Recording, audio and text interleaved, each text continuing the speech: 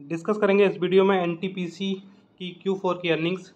Net profit की बात करें 6% तक डाउन है, जो कि 4,871 करोड़ हमें देखने को मिल रही है।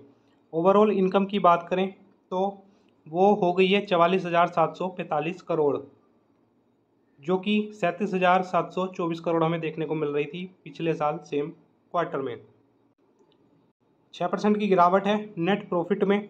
अगर देखें तो ये जो प्रॉफिट था लगभग 5200 करोड़ का हमें पिछले साल सेम क्वार्टर में देखने को मिल रहा था। ओवरऑल इनकम जैसे हमने बताई 44,745 करोड़ की है, बढ़ के जो है 37,724 से हो गई है। अब अगर देखें तो जो शेर खान की तरफ से एंटिसिपेशन लगाई गई थी वो डिसेंट ग्रोथ यानी कि अच्छी ग्रोथ की जो है लगाई जा रही थी, जो कि पावर जनरेशन में और कमर्शलाइजेशन इन न्यू कैपेसिटी यानी कि कैपेसिटी को बढ़ाने में तथा पावर जनरेशन के मामले में देखने को हमें मिल रही थी। और सेम चीज़ जो है हुई भी है। 4 गीगावाट तक जो है इन्होंने अपनी जो कमर्शलाइज वो है यहाँ पे बढ़ा ली है फाइनेंशियल ईयर 2023 में। साथ ही जो है इन्होंने अपनी हाईएस्ट एवर एनुअल जनरेशन की है 399 बिलियन यूनिट्स की फाइनेंशियल ईयर 2023 में, जो कि 361 बिलियन यूनिट्स हमें जो है फाइनेंशियल ईयर 2022 में देखने को मिल रही थी। 11% का जंप जो है इसमें हमें देखने को मिलता है।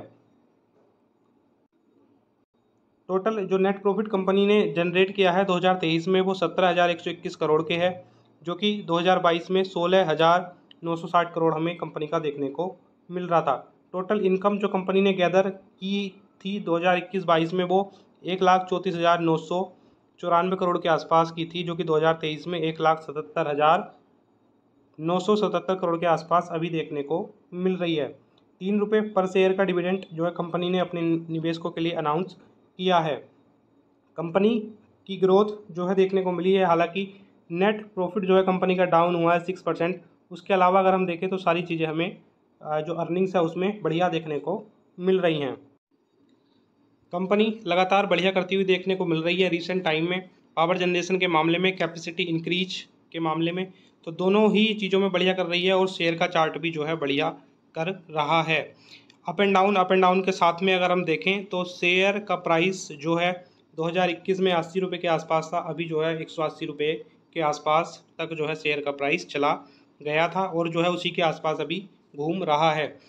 जो ग्रोथ है, ग्रोथ स्लो है लेकिन कंसिस्टेंट ग्रोथ जो है एनटीपीसी के शेयर में देखने को मिल रही है, जो कि हमें इन जैसी कंपनियों में जो सरकारी कंपनियां होती थी उनमें पहले देखने को नहीं मिलता था।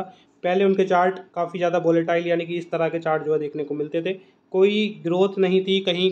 कोई जो है अगर आपने पैसा 1 साल पहले जहाँ लगाया था वहीं पैसा आपका अटका है, माइनस में भले ही हो जाता था, लेकिन ग्रोथ इन कंपनियों में बिल्कुल देखने को नहीं मिलती थी। अभी एक चीज़ अच्छी हुई है कि इन कंपनियों में कोई निवेशक अपना पैसा लगा रहा है तो उसको थोड़ी बहुत ग्रोथ जो है ज़रूर देखने को मिल रही है।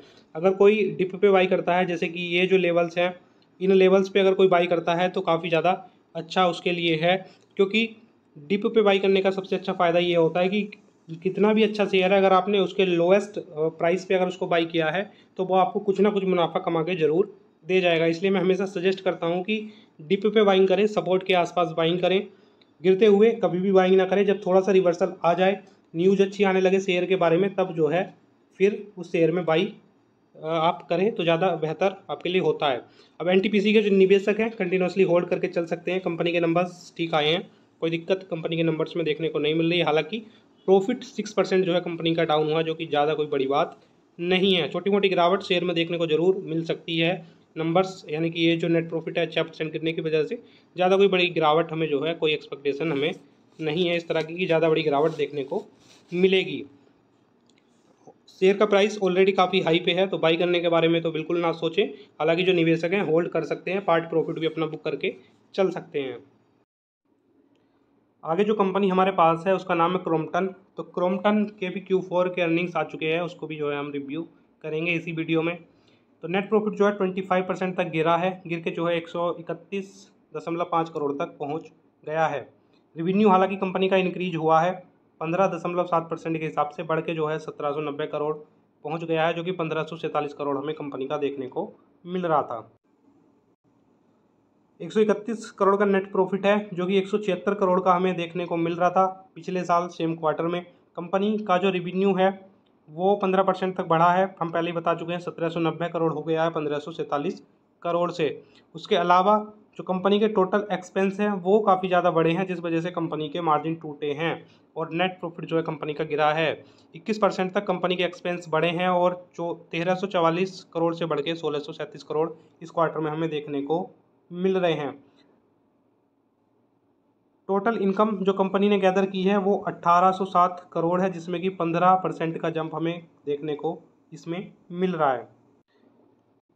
पूरे 2023 की बात करें तो जो कंपनी का नेट प्रॉफिट है 17% गिरा है, 578 करोड़ से गिर के जो है 476 करोड़ अभी रह गया है पूरे 2023 में।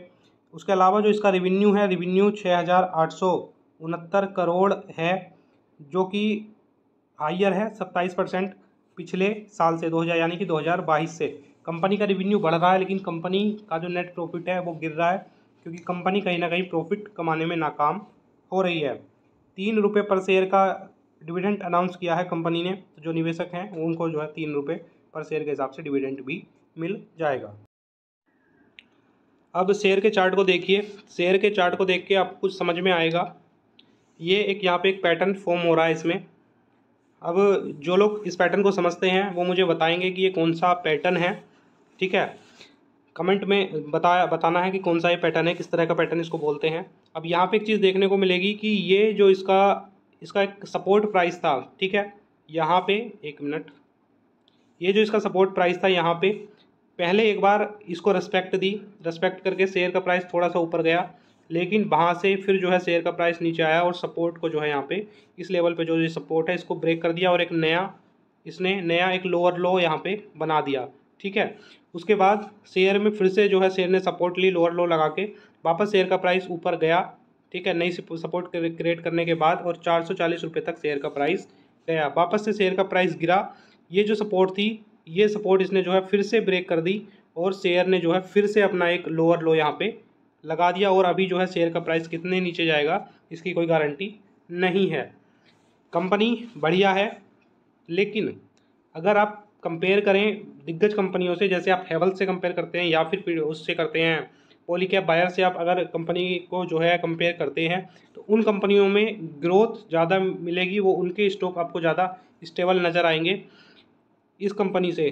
तो बेहतर सुझाव यही है कि जो भी लॉन्ग टर्म के लिए, अगर आप शॉर्ट टर्म के लिए कि आपको नीचे के लेवल पे ख़रीदना है और जैसे कि यहाँ पे किसी ने ख़रीदा होगा और अपना जो है प्रॉफिट बुक करके 10%, 20%, 25, 30 जो भी जिसका टारगेट होता है वो आप कर रहे हैं तो ठीक है।